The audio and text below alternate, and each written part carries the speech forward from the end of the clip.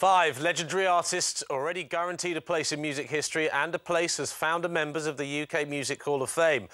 But which act from the 60s will join them? So far, we know James Brown, the Beach Boys and Bob Dylan are in the running, chosen by our steering group as some of the most influential acts of the 60s. But who else will join them on this year's shortlist? Well, James Brown may be the godfather of soul, but our next nominee is blue-blooded soul royalty. The likes of George Michael, Keith Richards and the Eurythmics have queued up to work with her. So now it's time to give your R-E-S-P-E-C-T to the Queen herself. Looking out on the morning rain. Aretha just sings from the heart. She sings heart music. She's just her own woman. She's unique. And when I knew I had to face another day. Nobody sounds like Aretha. You hear a song and you know it's her. She can go, oh yeah! Yeah! She straight up changed the game, you know.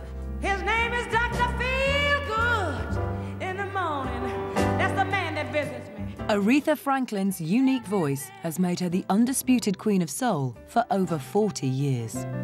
It's really this man's game. Aretha, when I first heard her when I was 16, I was absolutely floored by her vocal ability. She's incredible. It's like a scream, but in tune. And even the last part of it. Oh, yeah, yeah. It has that grit and in tune. You treated me mean. That voice will, will penetrate every soul. She's very effortless when she does it, but immediately you get the emotion. Immediately.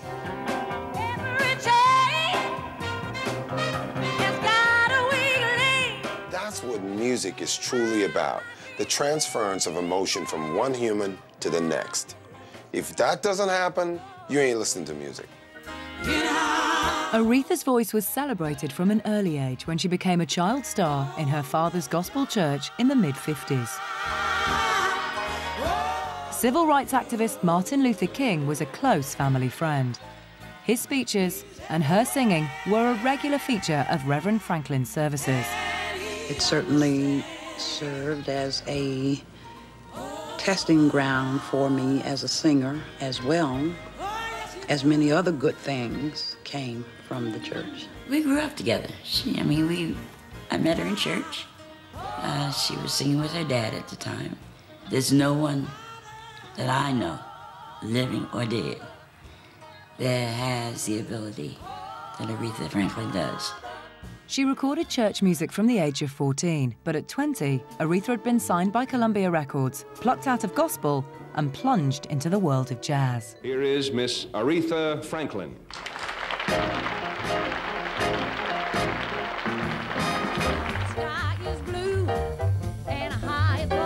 Her first album that she did on Columbia Records, which is very jazzy, very light. You almost wouldn't recognize her. But I think the true artist and the direction of where she was going and who she was going to be was really brought out by Jerry Wexler. It was legendary producer Jerry Wexler who signed Aretha to Atlantic Records.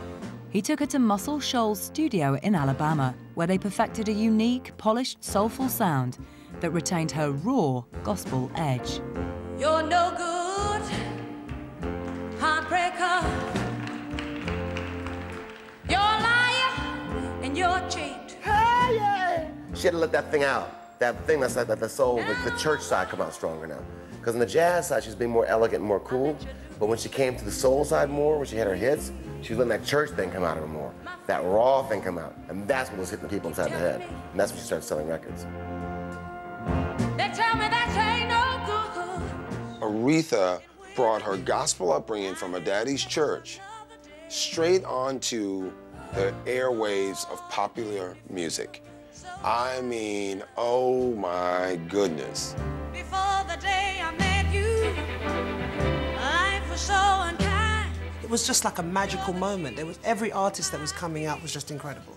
So I think she was part of that scene at the time where white people in America were really getting into soul music because it was probably the first time it ever sounded so commercial, I think. She's got songs that I love and cherish, and a lot of women sing to just feel better about being alive and being a woman. There are some Aretha songs which I just get it. I'm like, girl, I know what you're talking about. The moment I wake up, before I put on my makeup, I say a little prayer for you. Say a Little Prayer for me was an amazing song. That really affected me. I thought when I heard that, I just thought, if you can try and get a song like that in your career, you've pretty much done it, haven't you? It was a re-recording of Otis Redding's Respect in 1967, which became Aretha's anthem.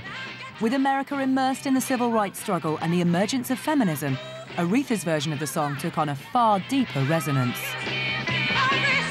It's a very empowering song for women, for black people, for sort of probably gay people. I mean, everyone really relates to it. And I suppose it's very much the underdog, I'm not taking any more nonsense kind of sort of anthem in a way. For a woman to stand there and demand some respect from her man, you know, it was a real driving anthem for women. For Aretha to sing it in the 60s, in the middle of the civil rights movement, you know, when black people were getting no respect from anywhere, made it a phenomenon.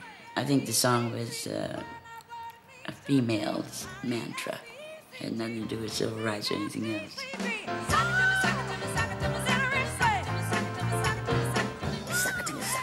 Oh, that wasn't about no civil rights. That was about making love, man. Shoot.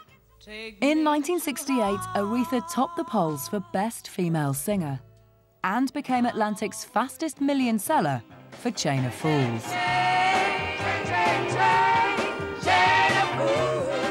Her 4 gold singles and a gold album, all awarded within 1 year, was a record unequalled by any other female singer. 68 was also the year Martin Luther King was assassinated and saw Aretha return to her church roots to perform at his funeral. But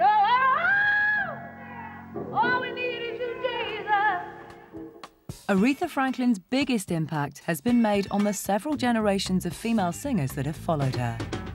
I know that Aretha Franklin has had an impact on most of the female vocalists in this world because they all want to sing like her. She inspired singers to go to different heights, but you cannot copy Aretha Franklin. I don't fear her vocal.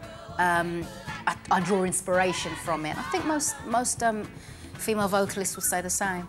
You better think about what you're saying. Oh, shut up, woman. You better think about what you're trying to do to me. Yeah, think.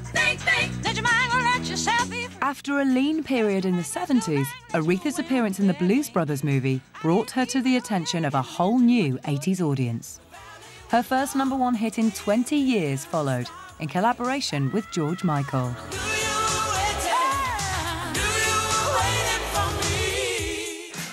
And this proved to be the first of many celebrated duets with other artists.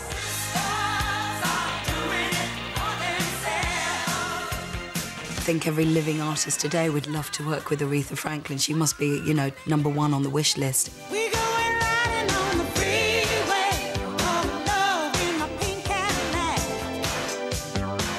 Aretha is, and so deserves, the title Queen of Soul.